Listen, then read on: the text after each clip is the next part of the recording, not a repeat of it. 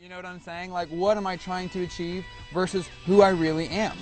You know, what are my resources versus what I hope to acquire as resources?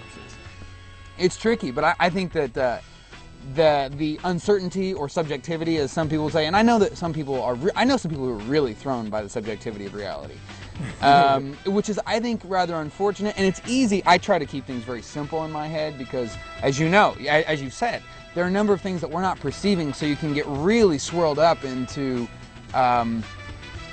just kind of ulterior planes, and there's a lot to keep track of if you allow your brain to kind of wander, which I think is awesome. For me, I've found, having done a little of that myself and still doing it to a degree, I find that it's probably, for me, just so I keep my head rather level, I focus on as simple a reality as I can, but there is the, you know, the uncontestable fact that it is what you make of it.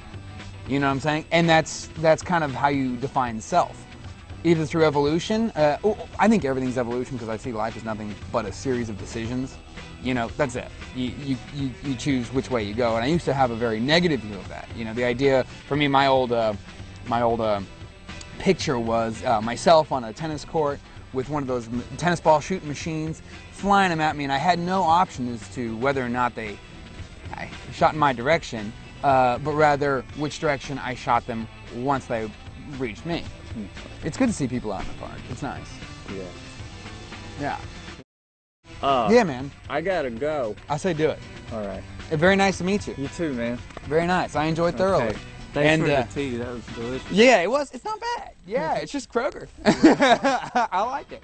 We'll see you. Very good, man. All right, have a good day. Thanks. Thank you. Yeah. I enjoyed. Yeah.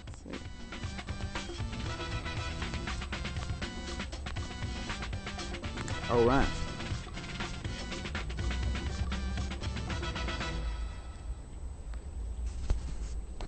I enjoyed that.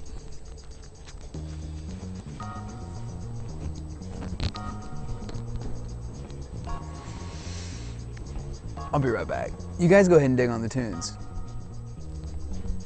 Don't let anyone take you away.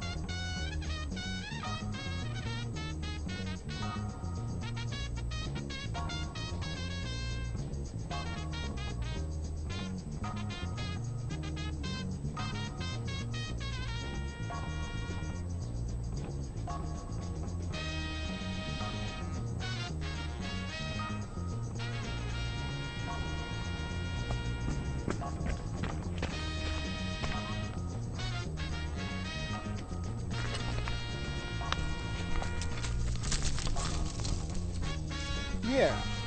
All right.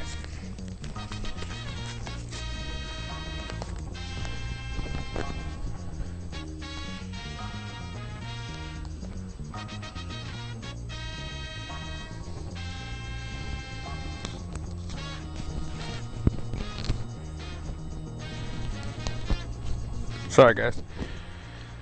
Yeah, I actually, believe it or not, I have met him before. Yeah, my first encounter with him, actually, was forever ago with my friend... Crap, I said a name again. It's very difficult for me to leave names out.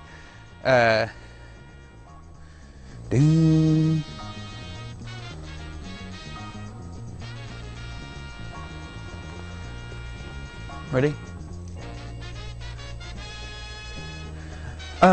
Yeah, but anyway, we met actually at a park down the way. A park, what was that park? I think MacArthur Park. I don't know.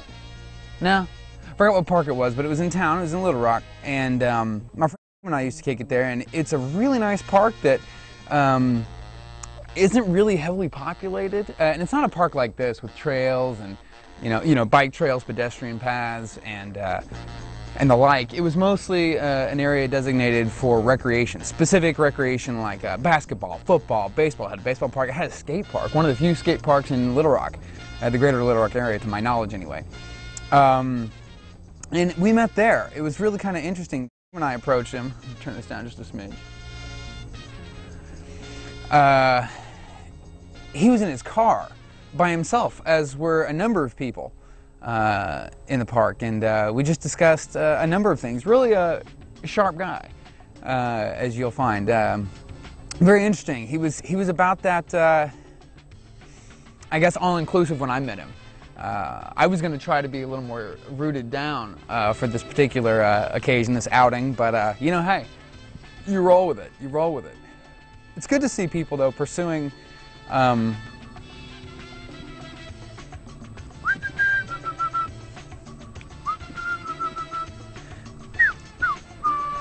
it's good to see people pursuing other parts of themselves, defining self, figuring out what they have and figuring out how to use it.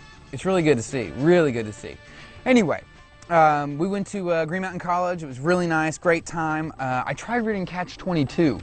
I really did. I heard it was funny, and all throughout high school, where some kids either read it because they had to or read it for pleasure, really said it was very funny and that I'd like it. I've gone ahead and dropped it. I can't get, part of it's the war setting, and I realize that war is really a secondary theme to that book. From what I've heard and from the 4 chapters I've read. Nonetheless, I just am so, I had one major fear as a kid, one major fear, and that was going to war. I feared the draft. I learned about the draft from my dad, who didn't have to go to war, but was fearful of his own shipment, as it were. And so that was actually an early fear of mine, and ever since, war has not really been something I'm into. War is not cool. So, yeah, not so into that, and I had to drop the book. Also, it was a kind of funny that I'm just not currently in the mood for, so maybe eventually I'll swing around to it. I do kind of want to see the movie, though. It strikes me as something that would lend itself quite well to a movie, though again, I've only read 4 pages, but I flipped through the back, noting that the chapters were actually character names. I flipped to the back to like chapter 22 or whatever, and sure enough, it was a character name. So it's basically a series of characters, and in the process of explaining the character development, the character's development in this wartime setting, it explains further the setting and so on and so forth, the interactions, and it was funny. It was funny, but not in the mood for it. What I read in its place was Weber, as I said, and Weber is an interesting guy. It's about it's kind of an interesting postulation. The idea of Protestants having a stronger work ethic rather than Catholics, which is weird. And I'm not saying it necessarily holds up to scrutiny, though it is very well researched, and he really makes a great case for what he's trying to do. Again, I haven't gotten all the way through it. Very dense reading. The intro, remarkably dense. Once you get into chapter 1, you're okay. But dang, that intro was like, what? He basically just set up the context for what would come, which is much. But it was cool. And I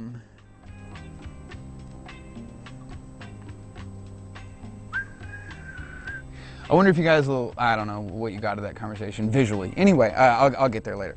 I mean, through my editing and whatnot.